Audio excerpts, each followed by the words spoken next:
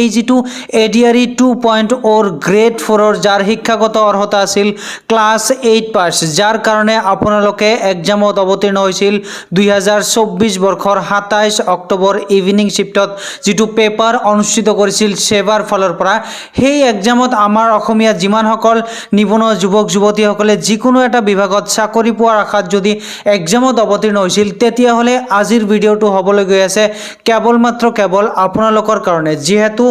যোৱাকালি অসমৰ সন্মানীয় মুখ্যমন্ত্ৰী ডক্টৰ হিমন্ত বিশ্ব শৰ্মা ছাৰে স্পষ্টভাৱে ঘোষণা কৰিছে যে এই যি 2024 বৰ্ষৰ যি টোটাল 5টা ফেজত সেৱাৰ ফালৰ পৰা এক্সামটো অনুষ্ঠিত কৰোৱা হৈছে এডিআৰই 2.0 তাৰ প্ৰত্যেকটো ৰিজাল্ট অহা 7 মাৰ্চৰ পূৰ্বে ৰিজাল্ট ঘোষণা কৰিব বুলি ইতিমধ্যে সিএম ছাৰে নিজে ঘোষণা কৰিছে তো নিশ্চয়কৈ আপোনালোকৰ জানিবৰ মন গৈ আছে যে আপোনালোকে যেটো বিভাগত বা যেটো ডিপাৰ্টমেন্টত এক্সামত অৱতীৰ্ণ হৈছিল বা যেটো ডিপাৰ্টমেন্টত চাকৰি পোৱাৰ অপেক্ষা দিনৰ পিছত দিন আপোনালোকে অপেক্ষা কৰি আছে তাৰ ৰিজাল্টটো যেহেতু অতি শীঘ্ৰে আপোনালোকৰ আহিবলৈ গৈ আছে আসাম ডাইৰেক্ট ৰিক্ৰুটমেন্ট 2.0 গ্ৰেড 4 যাৰ শিক্ষাগত অৰ্হতা আছিল ক্লাছ 8 পাছ ইয়াৰ এক্সপেক্টেড কাট অফ আজিৰ এই ভিডিওটোত আপোনালোকক ক্যাটাগৰী ওয়াইজ স্পষ্টভাৱে কোনটো ক্যাটাগৰীত কিমান কাট অফ যোৱাৰ সম্ভাৱনা আছে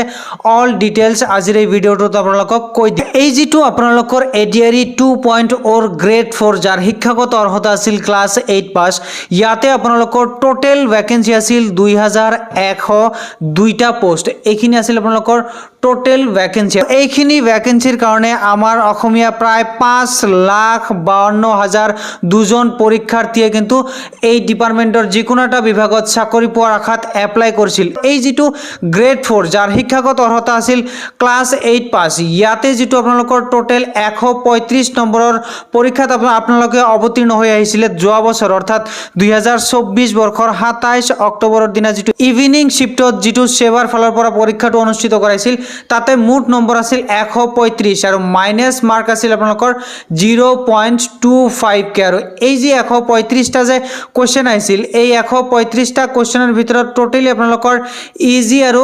মডাৰেট বেস কৰি আপোনালোকৰ 135টা প্ৰশ্ন কিন্তু কটা হৈছিল এই যে আপোনালোকে 135 নম্বৰৰ যে পৰীক্ষা দি আহিলে ইয়াৰ পিছত অৰ্থাৎ ৰিজাল্টৰ পিছত যেটো সেকেন্ড স্টেপ আছে অৰ্থাৎ কি ভাইভা টেষ্ট আছে এই ভাইভা টেষ্ট আপোনালোকৰ যোৱা বছৰ টোটাল 5 নম্বৰৰ ভাইভা টেষ্ট হৈছিল কিন্তু এইবাৰ আপোনালোকৰ 15 নম্বৰৰ ভাইভা টেষ্ট হ'ব বুলি ইতিমধ্যে সেৱাৰ ফালৰ পৰা ইনফৰমেশন দিয়ে দিছে অৰ্থাৎ কি 135 নম্বৰৰ আপোনালোকে পৰীক্ষা দি আহিছে ইয়াৰ লগত আৰু 15 নম্বৰ প্লাস হৈ যাব অৰ্থাৎ ফাইনাল কাট অফটো আপোনালোকৰ টোটাল 150 মাৰ্কৰ ওপৰতহে লাগিব এইখিনি বস্তু আপোনালোকে গম পাই গল তাৰ পিছত আৰু এটা প্ৰশ্ন আপোনালোকে বেছিকৈ হুদি থাকে হেতু হল দাদা আমাৰ ধৰক যেটো ৰিজাল্ট আহিব ৰিজাল্ট আহাৰ পিছত যেটো ভাইভা টেষ্ট হ'ব ভাইভা টেষ্টত কি হিচাপত মত হ'ব এই বস্তুটোৰ অফিচিয়েল স্টেটমেন্ট এই পৰ্যন্ত অহা নাই না সিএম ছাৰৰ তৰফৰ পৰা আহিছে না সেৱাৰ ফালৰ পৰা আহিছে আপোনালোকে যদি প্ৰিভিয়াস ইয়াৰক ফলো কৰে অৰ্থাৎ এডিআৰই 1 যেটো আছে এই এডিআৰই 1ত আপোনালোকৰ 1:2 হিচাপত ভাইভা টেষ্টৰ কাৰণে মতা হৈছিল যি 5 নম্বৰৰ আপোনালোকৰ ভাইভা টেষ্ট হৈছে সেই তুলনাত যদি আপোনালোকে এইবাৰো সেম বুলি ভাবে তেতিয়া হলে এইবাৰ ধৰক টোটাল 2102টা ভ্যাকেন্সি আছে ইয়াৰ কাৰণে আগন্তুক হ'বলগীয়া ভাইভা টেষ্টৰ কাৰণে আপোনালোকক 4204 জন অসমীয়া নিবনুৱা যুৱক যুৱতীসকলক 15 নম্বৰৰ ভাইভা টেষ্টৰ কাৰণে মতা হ'ব 2022-23 বৰ্ষত যেটো আপোনালোকৰ এডিআৰই 1 আছিল তাতে আপোনালোকৰ জেনাৰেল ক্যাটাগৰীত কিমান কাট অফ গৈছিল ওবিসি ক্যাটাগৰীত কিমান কাট অফ গৈছিল এসসিত কিমান কাট অফ গৈছিল আৰু এইবাৰ আপোনালোকৰ কিমান কাট অফ যোৱাৰ সম্ভাৱনা আছে এই দুটা বস্তু মই একেলগে দেখুৱাই দিম অৰ্থাৎ কি প্ৰথমে আমি আলোচনা কৰিম যেটো জেনাৰেল ক্যাটাগৰী আছে এই জেনাৰেল ক্যাটাগৰীত যোৱা বছৰ অৰ্থাৎ 2022-23 বৰ্ষত আপোনালোকৰ ৰিজাল্ট যেতিয়া দিছিল তেতিয়া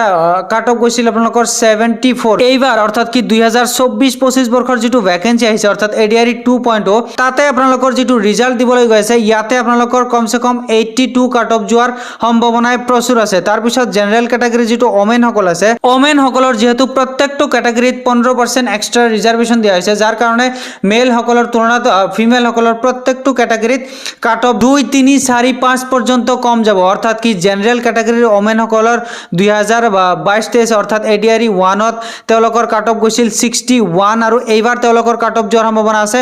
69 তাৰপিছত এছসি যিটো ক্যাটাগৰী আছে এছসি ক্যাটাগৰীৰ মেলসকলৰ যোৱা বছৰ কাট অফ গৈছিল 63 কিন্তু এইবাৰ তেওঁলোকৰ কাট অফ যোৱাৰ সম্ভাৱনা আছে 71 ইয়াতে স্পষ্টভাৱে চাব পাৰিছে তাৰপিছত আমি আলোচনা কৰিম এছসি ক্যাটাগৰীৰ যিটো ওমেন সকল আছে ওমেন সকলৰ যোৱা বছৰ কাট অফ গৈছিল কেৱল মাত্ৰ 54 কিন্তু এইবাৰ তেওঁলোকৰ কাট অফ যোৱাৰ সম্ভাৱনা আছে 62 তাৰপিছত আমি আলোচনা কৰিম যিটো এসটি প্লেন ক্যাটাগৰী আছে এই এসটি প্লেন ক্যাটাগৰীত যোৱা বছৰ কাট অফ গৈছিল 60 কিন্তু এইবাৰ কাট অফ যোৱাৰ সম্ভাৱনা আছে 68 তাৰপিছত আমি আলোচনা কৰিম এসটি প্লেন যিটো ক্যাটাগৰীৰ ওমেন সকল আছে এই ওমেন সকলৰ যোৱা বছৰ কাট অফ গৈছিল আপোনালোকৰ কেৱল মাত্ৰ 52 135 ৰ ভিতৰত কিন্তু এইবাৰ আপোনালোকৰ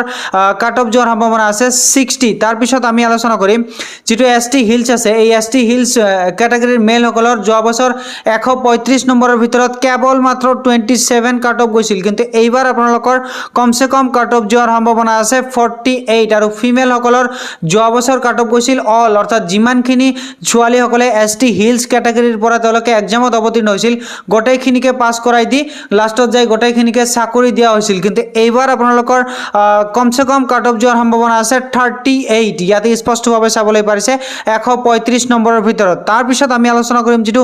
ওবিসি ক্যাটাগৰী আছে এই ওবিসি ক্যাটাগৰীৰ মেল সকলৰ যোৱা বছৰ কাট অফ গৈছিল 62 কিন্তু এইবাৰ আপোনালোকৰ কাট অফ যোৱাৰ সম্ভাৱনা আছে 70 ঠিক একেদৰে ওমেন যেটো ক্যাটাগৰী আছে ওবিসিৰ তাতে যোৱা বছৰ কাট অফ গৈছিল 53 কিন্তু এইবাৰ আপোনালোকৰ কাট অফ যোৱাৰ সম্ভাৱনা আছে 63 আৰু অৱশেষত আমি আলোচনা কৰিম যেটো ফিজিক্যাল হ্যান্ডিক্যাপ আছে ফিজিক্যাল হ্যান্ডিক্যাপত যোৱা বছৰ আপোনালোকৰ কাট অফ গৈছিল কেৱল মাত্ৰ 39 কিন্তু এইবাৰ আপোনালোকৰ কাট অফটো অলপমান বেছি যাব অৰ্থাৎ 51 কাট অফ যোৱাৰ সম্ভাৱনাই প্ৰচুৰ আছে এতিয়া কথাটো হল কি যে মই যেটো আপোনালোকক কাট অফ কলো ইয়াৰ আশেপাশে আপোনালোকৰ 2-1 হেৰফেৰ হ'ব পাৰে কিন্তু ইয়াৰ আশেপাশে আপোনালোকৰ কাট অফ যাব ইটো কমসে কম আপোনালোকে 100% কনফাৰ্ম হৈ থাকক ইয়াৰ আশেপাশে যদি আপোনালোকে নাম্বাৰ এটা পাম বুলি কনফাৰ্ম হৈ আছে তেতিয়া হলে বহি নাথাকি আগন্তুক যি 15 নম্বৰৰ ভাইভা টেষ্ট হ'ব তাৰ কাৰণে আপোনালোকে প্ৰিপাৰেচন লোৱা ষ্টাৰ্ট কৰি দিয়ক যেহেতু সিএম ছাৰে স্পষ্টভাৱে ঘোষণা কৰিয়ে দিছে যে 7 মাৰ্চৰ পূৰ্বে আপোনালোকৰ প্ৰত্যেকটো ক্যাটাগৰীৰ ৰিজাল্ট আহি যাব আৰু 7 মাৰ্চৰ পূৰ্বে যদি ৰিজাল্ট আহে আপোনালোকৰ মাৰ্চ মাহতে